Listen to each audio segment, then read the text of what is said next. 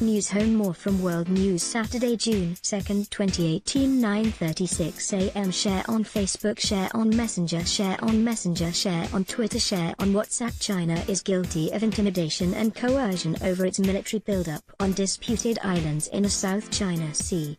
The U.S. Defense Secretary has said. James Mattis said China's actions in the region stood in stark contrast to the U.S. policy of openness and called into question China's goals. The area has become the focus of increased tensions after China appeared to install anti-aircraft and anti-missile systems on 7 artificial platforms it has constructed on atolls in the Spratlys Islands.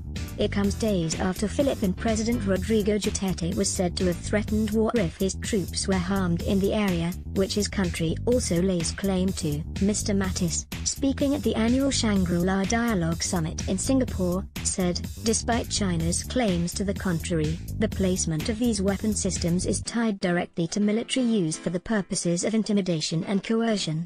China's policy in the South China Sea stands in stark contrast to the openness that our strategy promotes. It calls into question China's broader goals.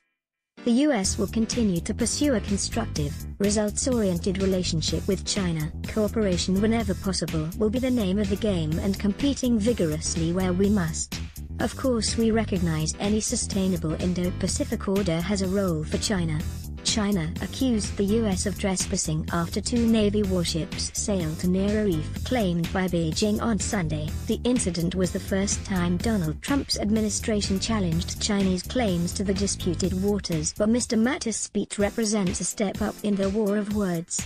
A study by Asia Maritime Transparency Initiative, AMTI, found last year that China had built military-length airstrips on the previously uninhabited Fiery Cross, Mischief and Subi reefs in the Spratlys. Satellite images of the Hughes and Gavin reefs also showed what appeared to be anti-aircraft guns and what were likely to be close-in weapons systems, CIWS, to protect against cruise missile strikes.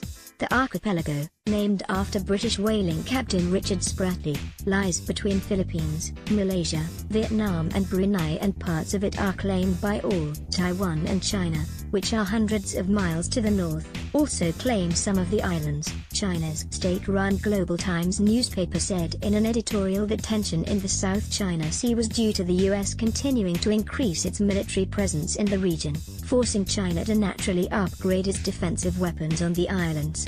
It said, this in turn gives the U.S. more excuses to exert military pressure, causing regional tensions to spiral. Mr. Mattis acknowledged that militarization of islands was taking place but warned of further consequences.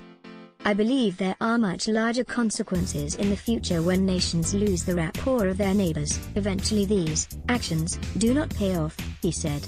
The Defense Secretary also confirmed the Pentagon was keen to help Taiwan defend itself, in comments that were likely to further anger China, which also claims the island. Copyright Sky News 2018. Share on Facebook, share on Messenger, share on Messenger, share on Twitter, share on WhatsApp. More from World News. Gaza nurse killing, medical official urges world not to keep silent. A senior medical official in Gaza has urged the international community not to stay silent and do more to protect civilians protesting at the border fence with Israel.